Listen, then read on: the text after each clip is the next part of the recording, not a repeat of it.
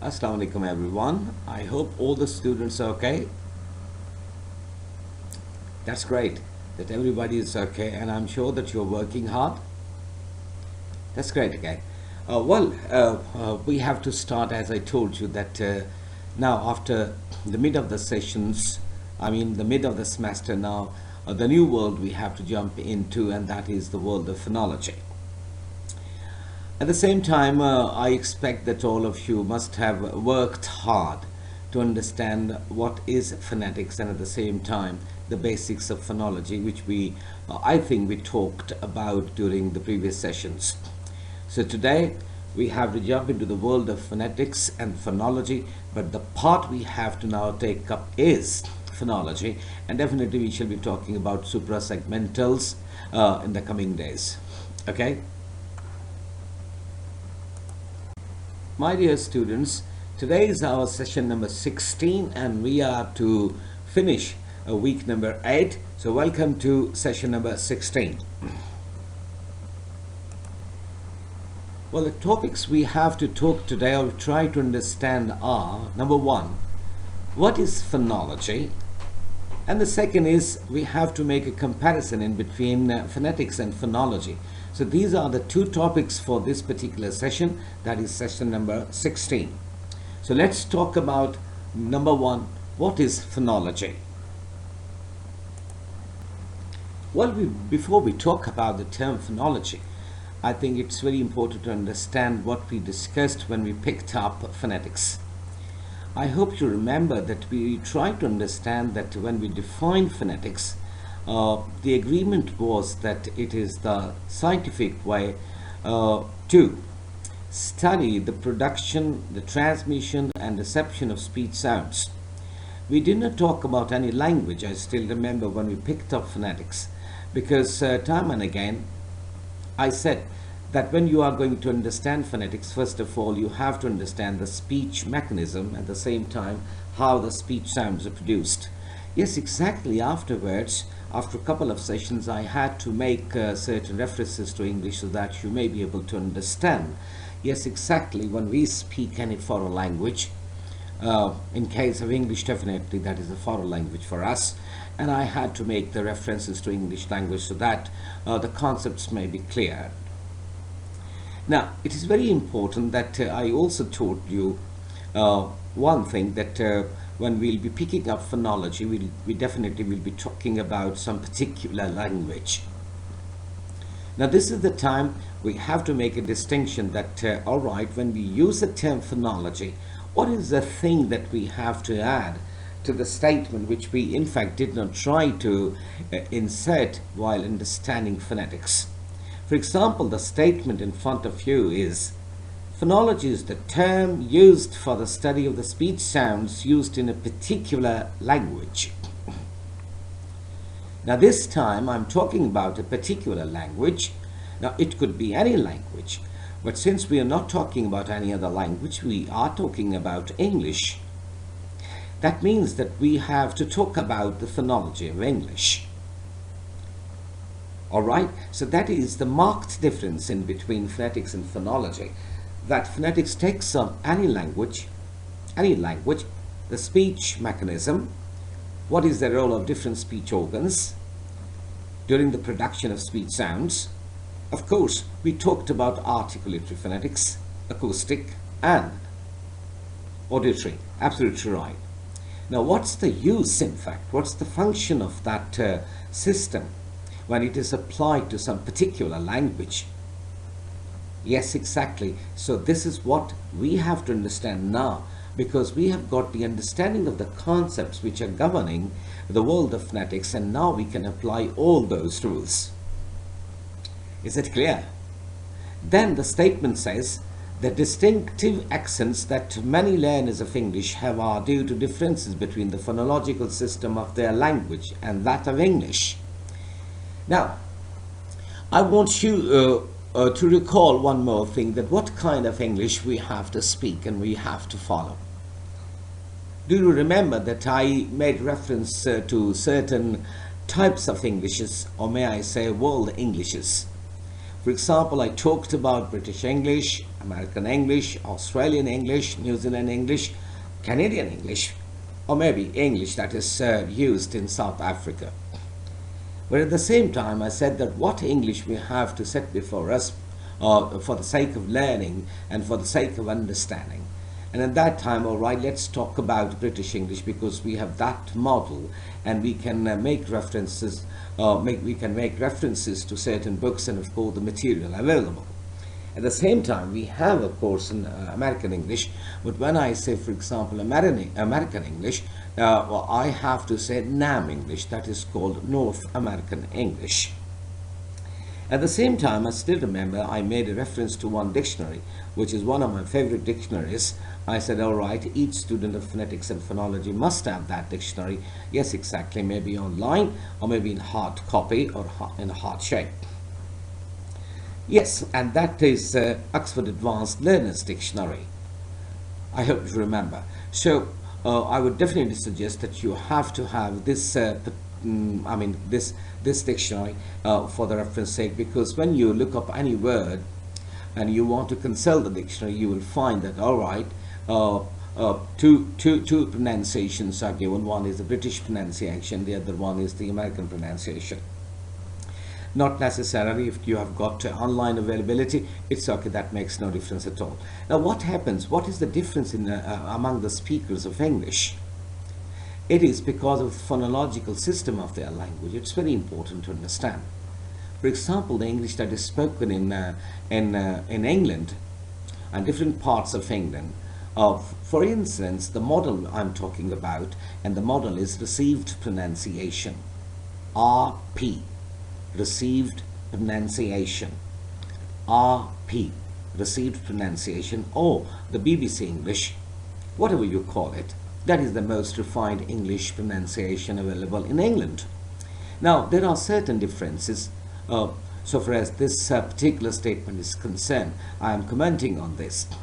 But if you go to United States of America, there is a different way to speak English, but they are also the native speakers of English. All right. So same is the case with Canada. I'm not talking about, because French is one of the national languages, I think so. But let's talk about Australia, for instance.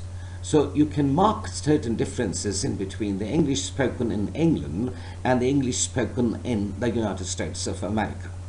So this is what is very important to understand, the phonological system. The differences are in fact the phonological system of their language. This is very important to understand, and that's why I said that we need to have some sort of model. So the model I have been following is, of course, I am not the native speaker of English. I am not saying that I am a native speaker of English. I am a foreign language learner like you. But at least what I try is that I set a model before me, and that is the British English, because I have to make references. So whatever I'm going to talk about phonology, I shall be focusing myself on British English. Is it clear? It is possible sometimes we have to make a reference to American English, no problem at all. But I think so. So far as the vowel chart I have presented before you, or maybe the consonant chart of the tables, I try to focus on the British English. For example, I still remember during the last session, that was session number 15, I still remember I presented before you British phonetic charts so far as the vowels are concerned. At the same time, so far as the consonants are concerned, of course, these are the consonants followed in the British English at the same time. Not necessarily only in British English, of course, that is in the NAM English, North American English. So always remember, whenever there is a difference, remember it is because of the phonological system of the language of the speaker that makes a difference. Is it clear? You came across one term, that is accent. Okay, I'm not speaking more on this because we have to take up this particular term separately, but this time we are trying to understand what is phonology. All right, first thing we try to understand that, all right, we have to talk about one particular language, specific language. So we are talking about the phonology of English. The second thing is, if there are differences in the accents when people speak English, it is because of the phonological system of that English of the speaker. Now here we have to understand that phonology is the study of sound patterns and their meanings, both within and across languages. Now sound patterns and their meanings, that's very important to understand. What is the pattern of English language? This is what we have to understand when we say phonology of English, and their meanings.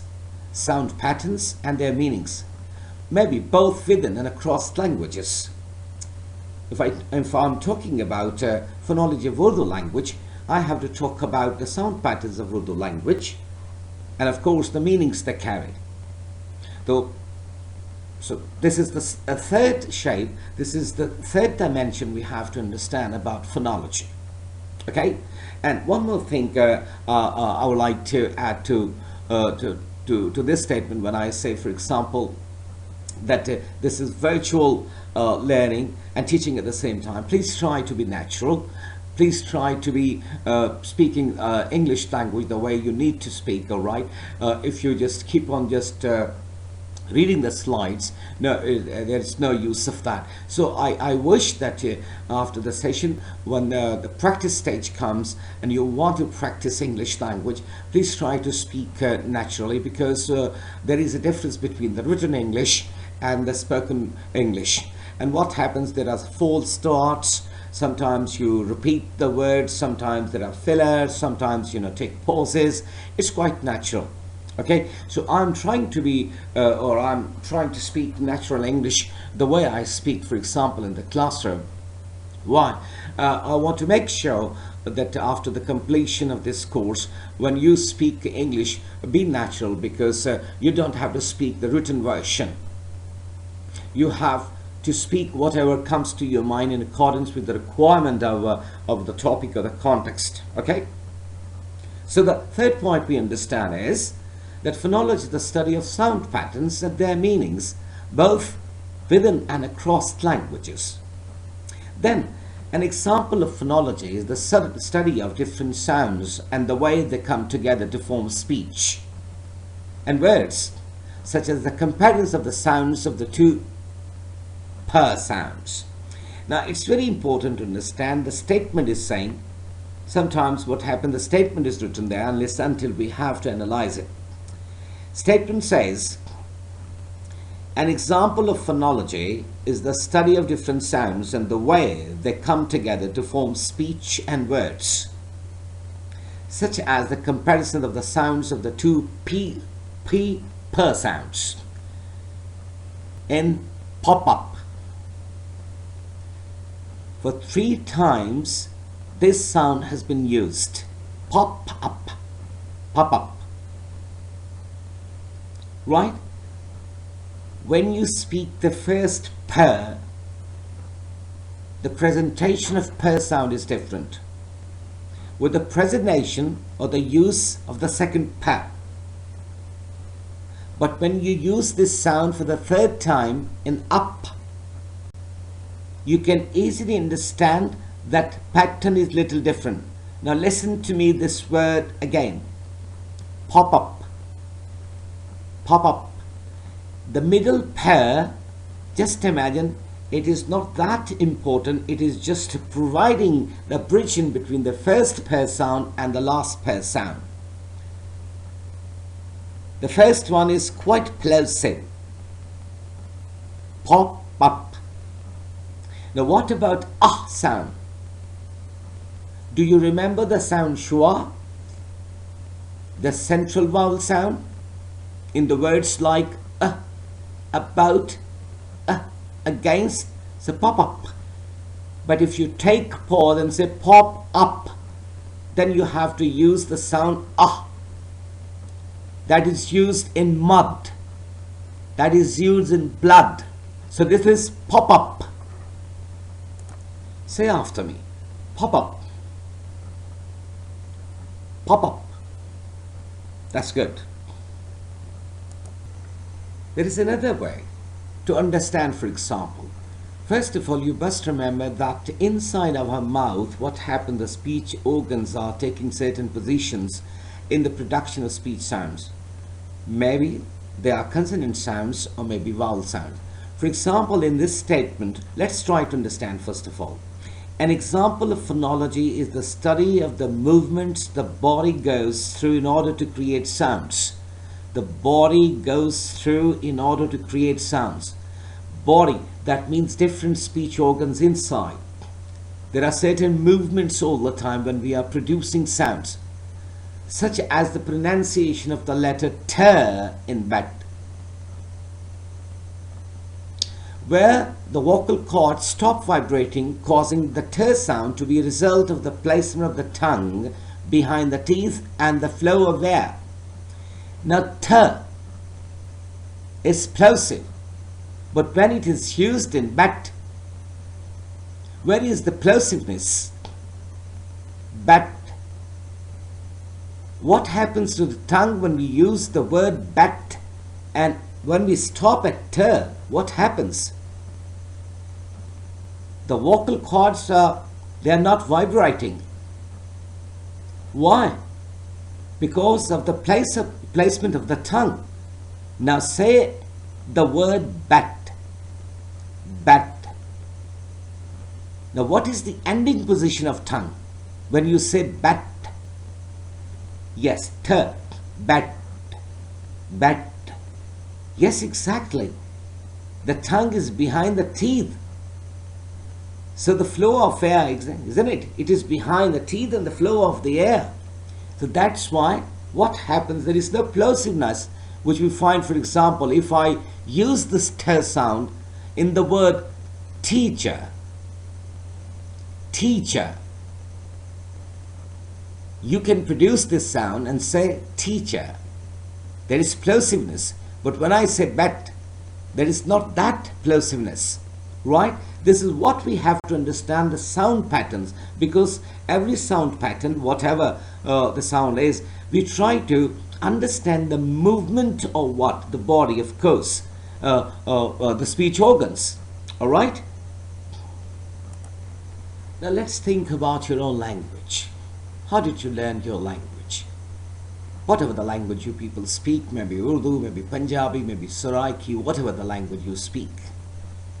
Now, start thinking about the production system of your language. Anyone who speaks maybe in the United States of America, the language you speak over here at your homes, you are very happy and you are absolutely in the comfort zone because you understand. Why? Because naturally you recognize and produce the distinctive sounds of your own language. And so is that speaker whom you come across in the United States. But if you ask him, or if I ask you, how do you know them? How do you recognize and how do you produce the distinctive sounds of your language? Do you have any answer? So the answer may be in the negative. Why? Because naturally you started speaking, you started mimicking, you started following. And I hope I remember that in the previous session I had a talk with you on this aspect, that your parents, when they start speaking your language at your homes when you are a baby, they never try to tell you the rules of the language, the phonetic rules or the phonological rules. But what happens, the entire of the rules, they come to you. But if somebody is asking you, all right, how do you use the sound pe? Pe. So you can tell a speaker who doesn't know your language, all right, you can tell him that, okay, please close your lips and push the air outside. You can produce the sound pe. Or for instance, be. Or for instance, seen. So you know it, but nobody taught you. So that is what happens to the native speaker of English at the same time. He or she is not the scientist or the phonetician, but what happens, because they recognize, and that's why they produce the distinctive sounds of their language, I mean English. And then what happens? We do not need to give any thought to how to have the lips, tongue, teeth etc., working together to produce the desired sounds. Do you think we need to give some sort of thoughts to our language? We never. We never think about the position of tongue, the position of lips, the position of teeth when we are using or producing some particular sounds of our own language. No, we never. Because naturally we understand. By doing this sound is produced. By doing that, this sound is produced. That means the physical structures of parts of the sound system are adapted to produce native language sounds. Are you getting my point? That the physical structure of parts of the sound system are adapted. What your parents are in fact doing unconsciously, they are trying to get you familiarized with the physical structures of the parts of the sound system of your language, because you are such systems or such parts or structural parts of the sound system are adapted. You follow them. Naturally you follow them. Because of drill, all the time you are speaking one language, and that's why you are very much rich so far as the vocabulary of your language is concerned. But if you want to be a writer, what you need, that you have to find some more words. It is sometimes possible, you might have seen certain TV programs nowadays, and some of the anchors speak of the linguistic part of certain languages, maybe Urdu or maybe English, but mostly Urdu, and they tell you by making a reference to Frange Asafia, that is the Lughat, what you call dictionary. The anchor talks about the etymology of some words.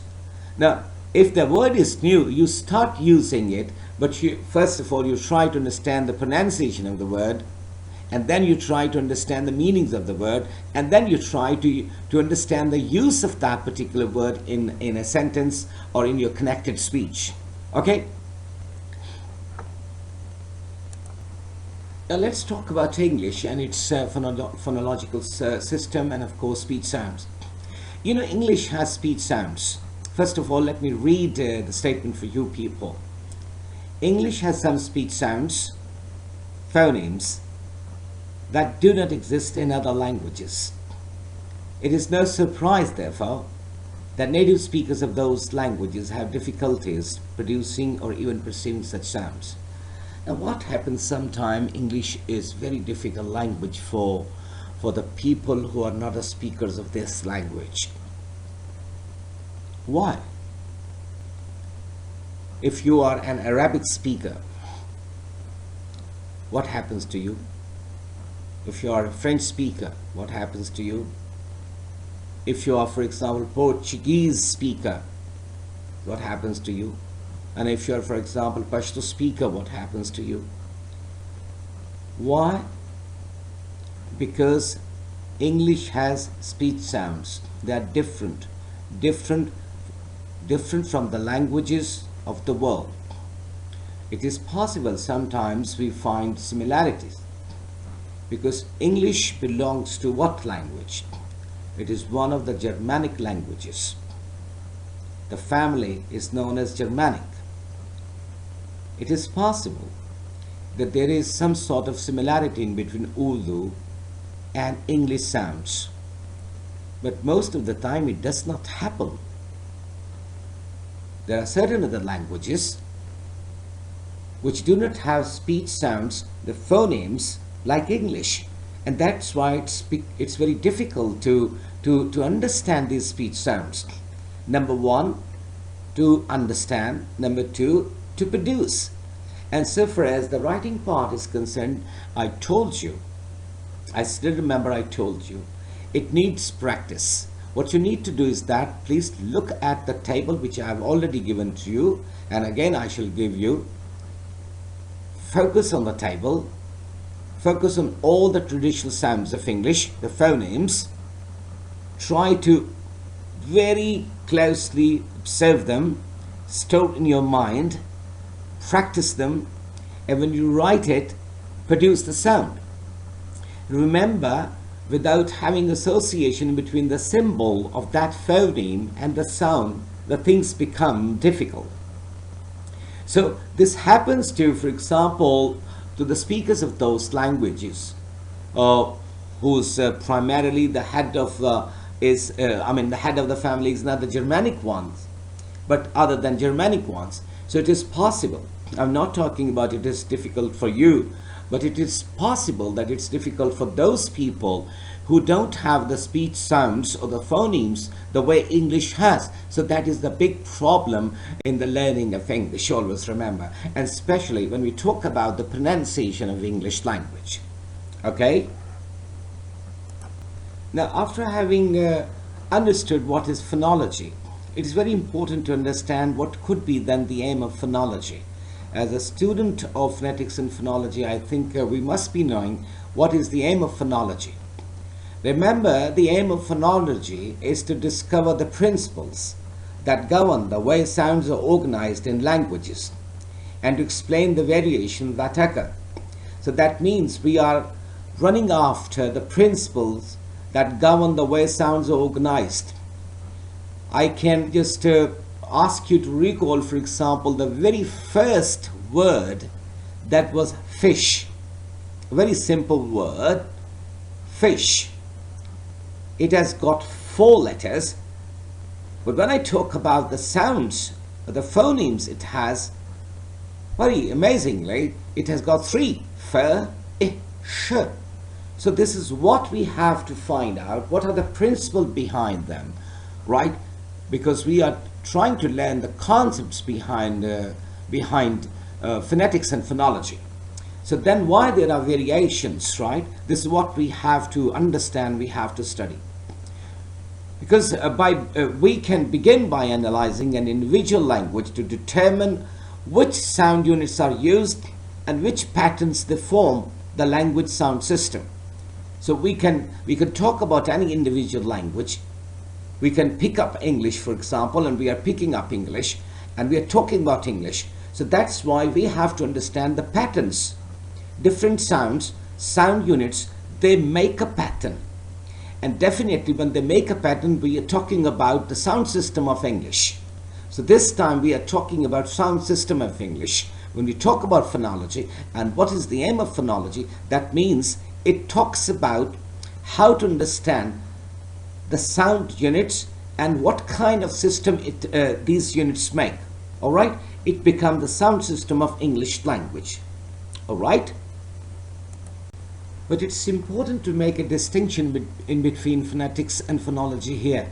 We have talked about that we are going to study the sound units first of all, and then what kind of sound pattern, of course the sound system, these units create so far as language is concerned, so far as one particular language is concerned, and this is what I'm talking about English.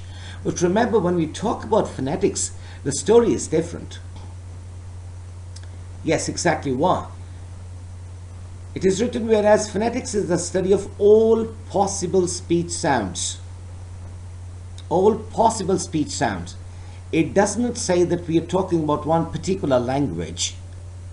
Because phonology studies the way in which a language's speakers systematically use a selection of these sounds in order to express meaning.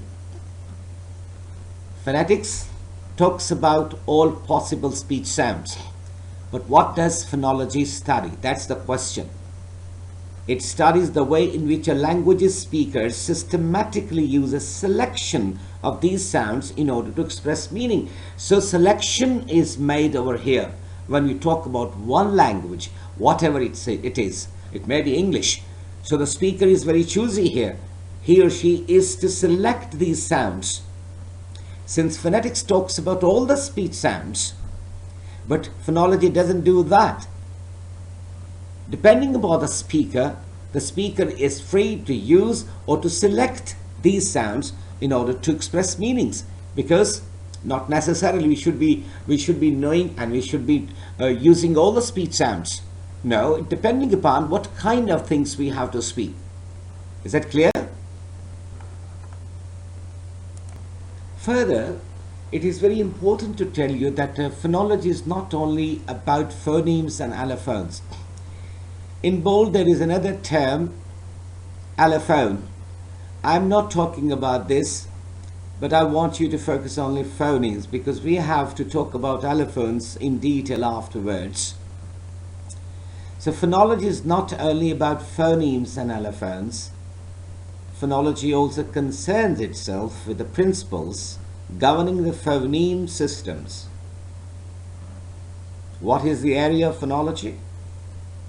It doesn't talk about phonemes only or allophones. It has got a concern with what? With the principles. What are the principles? The principles that govern phoneme systems. It's very important to understand what phoneme to be used where. For example, I told you that the British English speakers, they do not use the R sound. But then there is a rule behind that. And the rule is, if the R sound is followed by a consonant sound, R is dropped. But if the R sound is followed by a vowel sound, it is spoken. It is used. For example, the word very, very, v, a, r, I, very. Because after R there is a vowel sound, I. That's why it is pronounced. So these are the rules, in fact, these are the principles which govern these phoneme systems. That is, with what sounds languages like to have. Which sets of sounds are most common, and why, and which are rare, and also why. This is very important. As I told you, for example, that we have 3 nasal sounds. But generally speaking, some people say that the American speakers, they are prone to use nasal cavity. Not so far as m, n, ing are concerned, but some other sounds are there. But you hardly find any British speaker to use nasal cavity other than these 3 sounds, which are m, n, and ing. So these are primarily the principle phonology has got a concern with. It talks about the phoneme systems. It analyzes the phonemic systems, but at the same time, it talks about the principle which govern this phoneme system. And of course, the phoneme system of English. Okay? It's very important to understand the phonetics-phonology interface. We've been talking about phonetics, and of course today we are talking about phonology, and at the same time we try to understand the aim of phonology. First we try to understand what is phonology, and then what's the aim, and then the phoneme system. But it's very important to understand the phonetics and phonology interface. For example, remember, phonetics interfaces with phonology in 3 ways. There are 3 ways. 3 ways, and the first 2 are very important. Phonetics defines distinctive features. Distinctive features of what? Of course, speech sounds.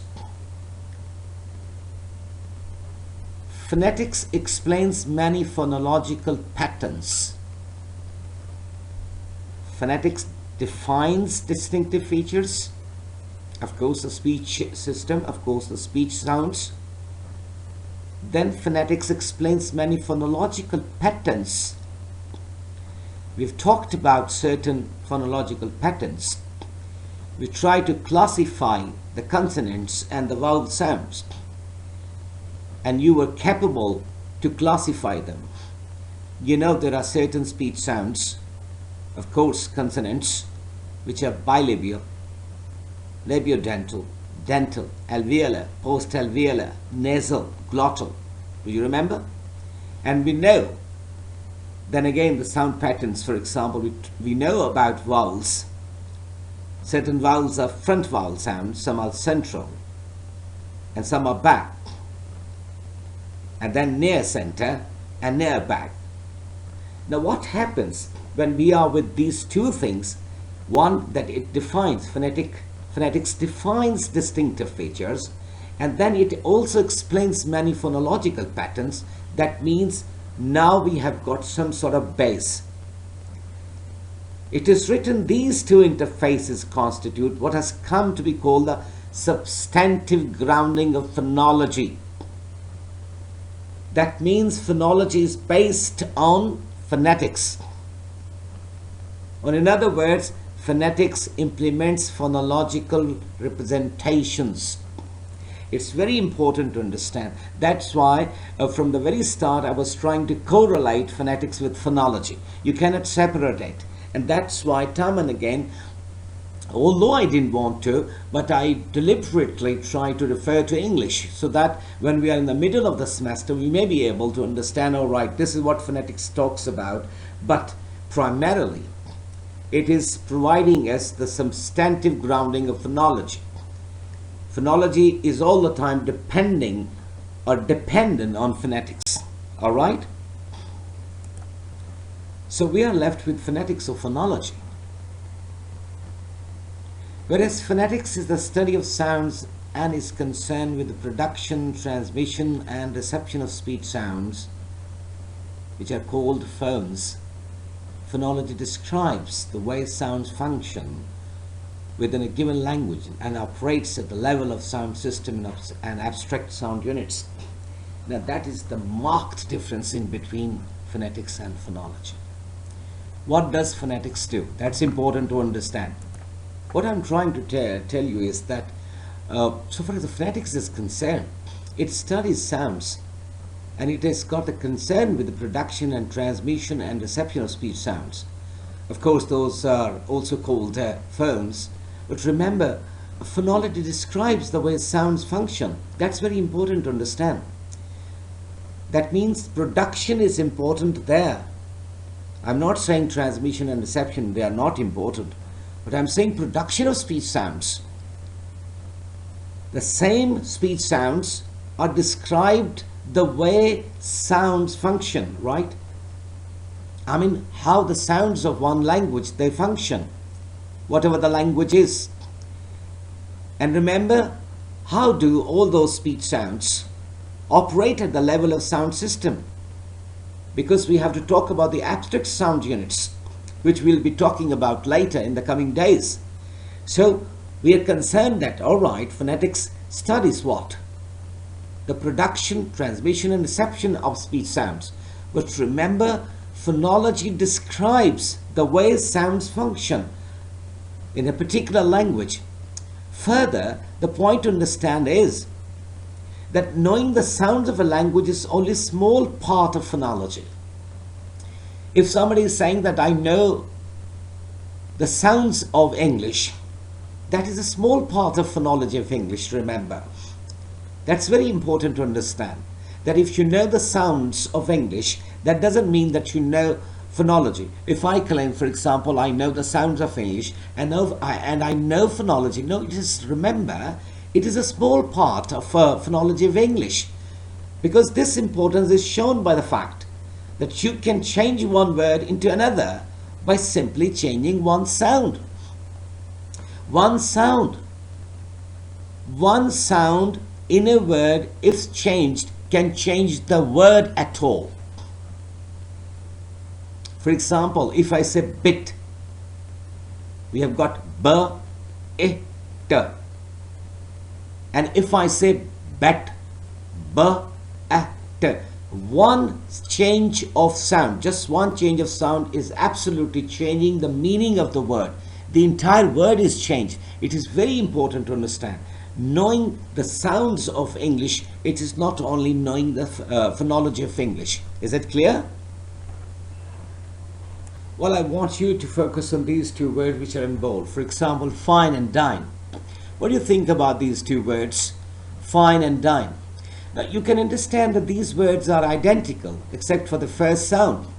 In the first word, we have got fur, whereas in the second word, we have got de. Now, fur and de. Fur and de can therefore distinguish words and are called contrasting sounds. Fine and dine. Fine and dine. They are distinctive sounds in English, and all distinctive sounds are classified as phonemes.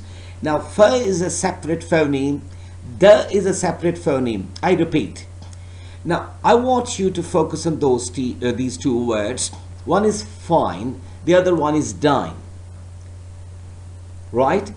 Fine and dine. We have got two sounds that are identical. So far as the first sound is concerned, right? If you delete the first sound of fine, and if you delete the first sound of dine, so you are left with ein.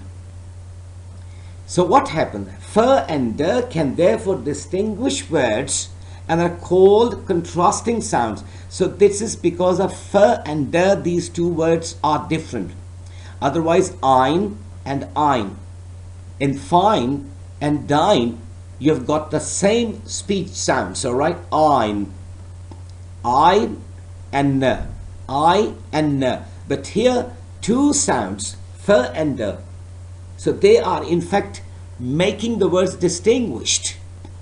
So all these are, remember, distinctive sounds in English, and all distinctive sounds are classified as phonemes. All distinctive sounds, whether consonants, whether others, remember, they are classified as phonemes. So each and every sound is called phoneme. Is it clear? Well, what we are left with, let's talk about first of all phonetics, for example. So we are left with one thing, that phonetics is about the physical aspects of sounds. It studies the production and the perception of sounds. But the most important thing is that these sounds are called phones.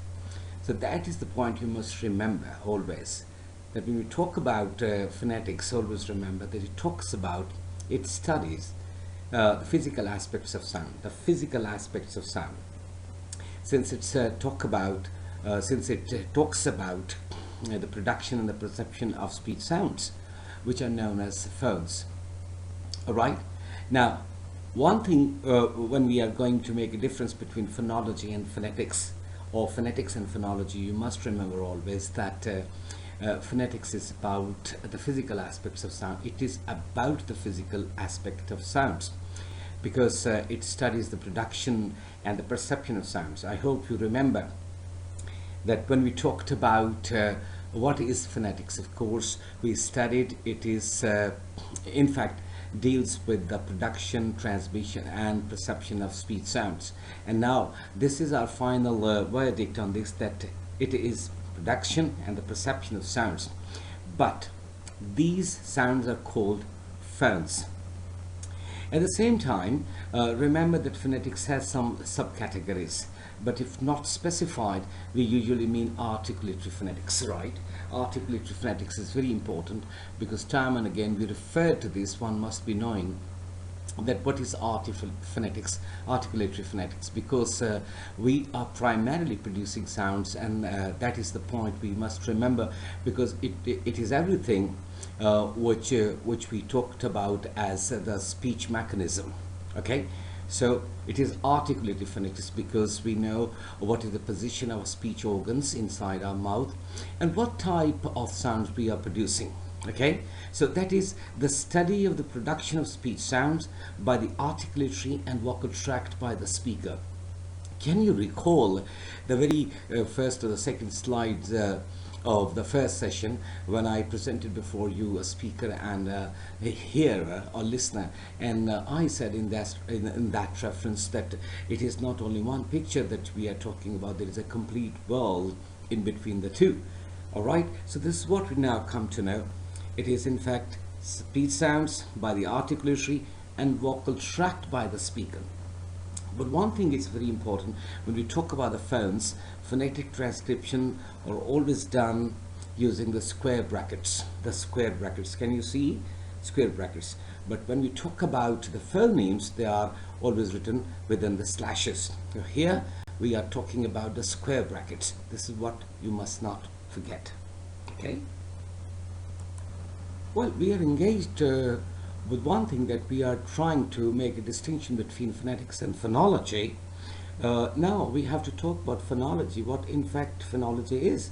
So remember that phonology is about the abstract aspects of sounds. It is about the abstract aspects of sound, and it studies the phonemes. Over there we talked about the phones. Here we have to talk about the phonemes.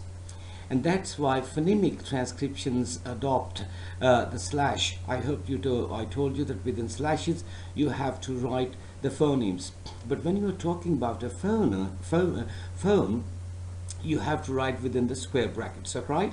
And then phonology is about establishing what are the phonemes in a given language. For example, we talk about English, so we have to talk about what are phonemes of English in fact. Okay? And those sounds that can bring a difference in meaning between two words. For example, the words at the bottom you can see: bat, pat, had, hat. Are you trying to understand? Why? Because a phoneme is a phonic segment with a meaning value. For example, in many pairs, you can see that, which I have just presented before you. So we have to understand that phonology is primarily, it seeks to establish what are the phonemes in a given language. What are the phonemes? What is their nature? All right? And one phoneme can bring the change in the meaning of the word. For example, if you say bat and then say pat, so one phoneme b and one phoneme p. The others you can understand, for example, b, a, t. There are total 3 phonemes. Similarly, p, a, t. There are 3 phonemes. Just imagine that when we change one phoneme, the entire meaning of the word is changed. All right? Now, in a nutshell, we can say that phonetics is the study of possible sounds that a human mouth can make and human ear can hear all over languages. I repeat, what is the outcome? Whatever we have discussed so far, what is the outcome? The outcome is that phonetics is the study of possible sounds that a human mouth can make and human ear can hear all over languages. Here I'm not talking about English. You can talk about any language, any human language. So human mouth and human ear. Do you remember the same slide which I was talking about? A speaker's lips were there and hearer's ear is there. Yes, exactly. Now you can correlate that slide with the entire study what we have done so far during the last 15 sessions or 16 sessions.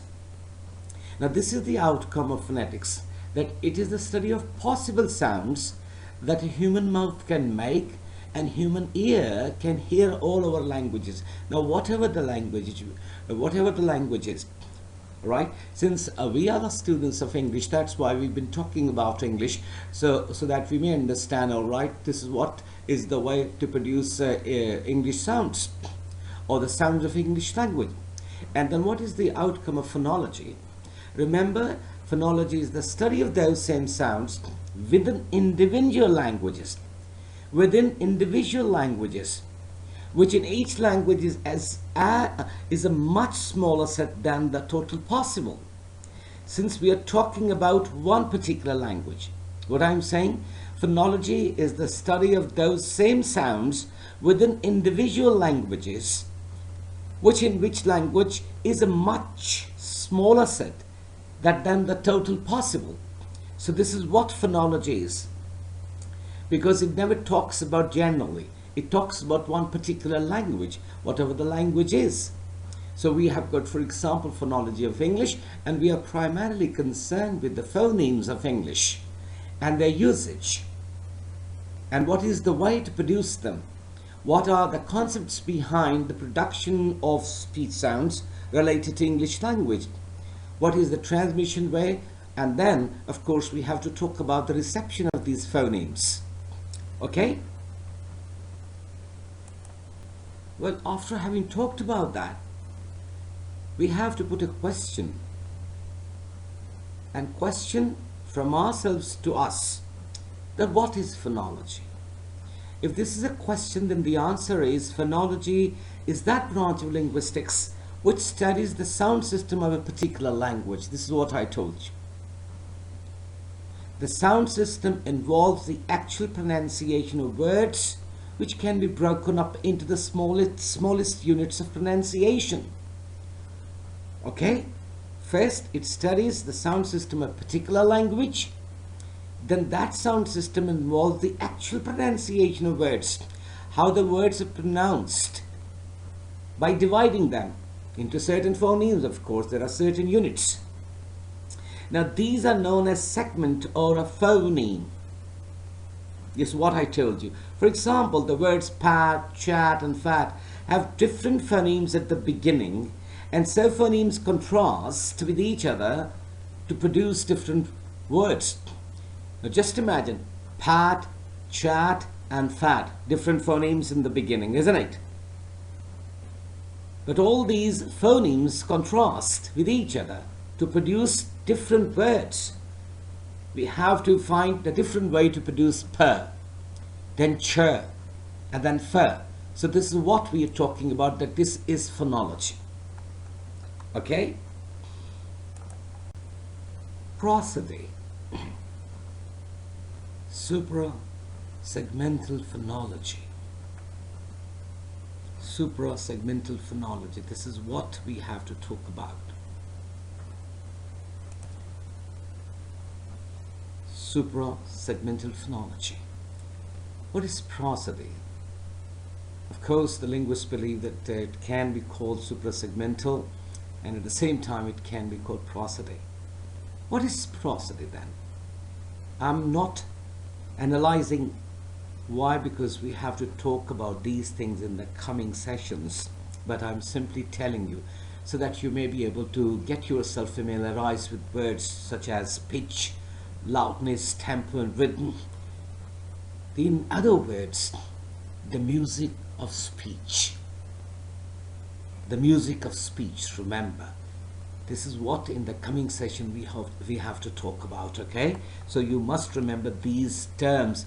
At least you must have in your mind, all right, these are the terms we talked about in session number 16, all right? So when we talk about suprasegmental phonology, I'm presenting before you 2 or 3 slides so that I may be able to remind you that this is what is very important, because we are going to jump in the music of language in the coming sessions. So you must focus on these slides. For example, this one, and of course a couple of slides afterwards, that there are total 44 traditional sounds of English. We have 24 consonants and 20 vowels, out of which we have got 12 pure vowels and 8 diphthongs, and of course we have triphthongs. And have a look on this slide. These are the consonants we talked about. I presented this table, this chart, time and again. So you have to focus, you have to refer to this table, and of course the table which is coming after this one, because when we'll be talking about the suprasegmental phonology, these are the tables, which reflect all the consonant sounds and the vowel sound, which will help you. Okay? So these are the vowel sounds of English, and this slide presents before you 12 pure vowels and 8 diphthongs, at the same time some triphthongs. So you must remember the consonant sound, the vowel sounds. It is mandatory, remember, without understanding the sign and symbol of each and every phoneme, it shall become hard for us to understand the suprasegmental elements or suprasegmental phonology. So this is my humble request that please refer to these 2 slides, and of course I had presented them before. So by this time you must have some sort of grasp on all the symbols and signs of 44 traditional sounds of English, or the phonemes. Okay? Well, students, before we end this session, this is again one of the very important components of each session, that is a self-assessment, because time and again I'm telling you, if you do this exercise which is given at the end of every session, I'm sure that there shall be no problem for you people, either in the beginning, in the middle of the semester, maybe by the end of the semester, because this is what is the outcome of each and everything which we discuss during every session. This time I want you to please briefly define phonology and its same. That's very important. You should be knowing now what is phonology and what primarily is its same. At the same time, I want you to have a detailed comparison between phonetics and phonology, because we have talked in detail about these two branches of linguistics throughout our 15 or 16 sessions, and now I want you to make a comparison between phonetics and phonology and write in detail, and then please, after writing, put it in that folder which I requested you to make, so that by the end of the semester you may have plenty of material so that you can refer for your understanding. And of course, so far as the examination point of view is concerned, again, that folder shall help you. And not only now, but I am sure that afterwards, after completing your degree, that folder shall help you.